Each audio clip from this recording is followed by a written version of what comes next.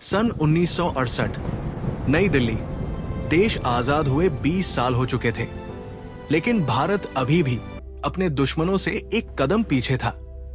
और एक औरत ये जानती थी। उसका नाम था इंदिरा गांधी।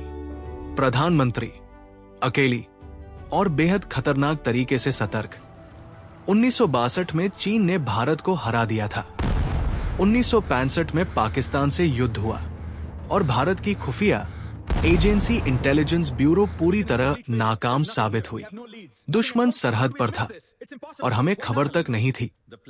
इंदिरा गांधी ने एक सवाल पूछा, हमारे दुश्मन हमारे बारे में सब जानते हैं, हम उनके बारे में कुछ क्यों नहीं जानते? जवाब था, क्योंकि भारत के पास कोई बाहरी खुफिया एजेंसी थी ही नहीं। आईबी सिर्फ देश के अंदर काम करती थी। बाहर, पाकिस्तान में, चीन में, दुनिया में भारत अंधा था। इंदिरा गांधी ने एक आदमी को बुलाया। उसका नाम था रामेश्वर नाथ काव। लंबे कद का, शांत आंखों वाला, कम बोलने वाला, आईबी का एक सीनियर ऑफिसर जो शैडोज में रहना जानता था।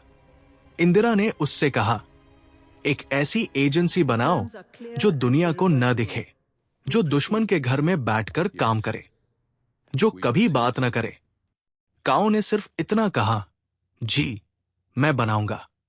और इस तरह 21 सितंबर 1968 को एक साधारण सरकारी आदेश के साथ, बिना किसी शोर के, बिना किसी घोषणा के, research and analysis wing raw का जन्म हुआ। शुरुआत में सिर्फ 250 लोग थे, एक छोटा सा दफ्तर, सीमित बजट और एक असीमित मिशन।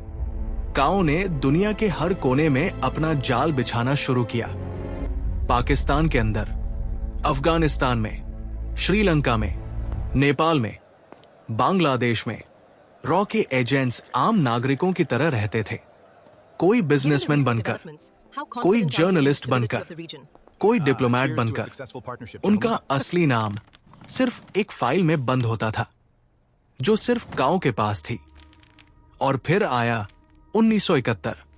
पाकिस्तान के पूर्वी हिस्से में, आज का बांग्लादेश, एक नरसंहार हो रहा था। लाखों लोग मारे जा रहे थे।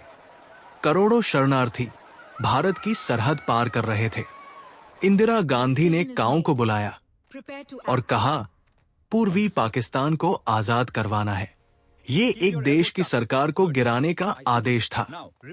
रॉ ने मुक्ति बहिनी को ट्रेन किया, उन्हें हथियार दिए, रणनीति दी, खुफिया जानकारी दी।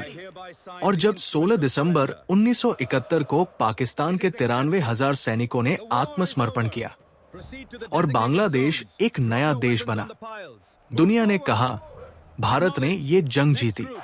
लेकिन असली जीत, वो जीत जो कैमरों के सामने नहीं थी, वो रॉ की थी।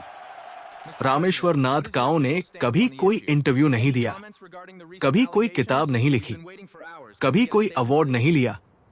जब वो 2002 में इस दुनिया से गए, अखबारों में छोटी सी खबर थी, लेकिन दिल्ली के साउथ ब्लॉक की एक इमारत में एक पोर्ट्रेट है उनका, चुपचाप, बिना किसी शोर के, ठीक वैसे ही जैसे वो जिए, जैसे उन्होंने काम किया, जैसे उनकी एजेंसी आज भी काम करती है। रॉ आज भी एग्जिस्ट करती है। उसका बजट सीक्रेट, उसके एजेंट्स सीक्रेट, उसके ऑपरेशंस सीक्रेट। भारत सरकार आज तक ऑफिशियली ये नहीं बताती कि रॉ का हेडक्वार्टर कहाँ है।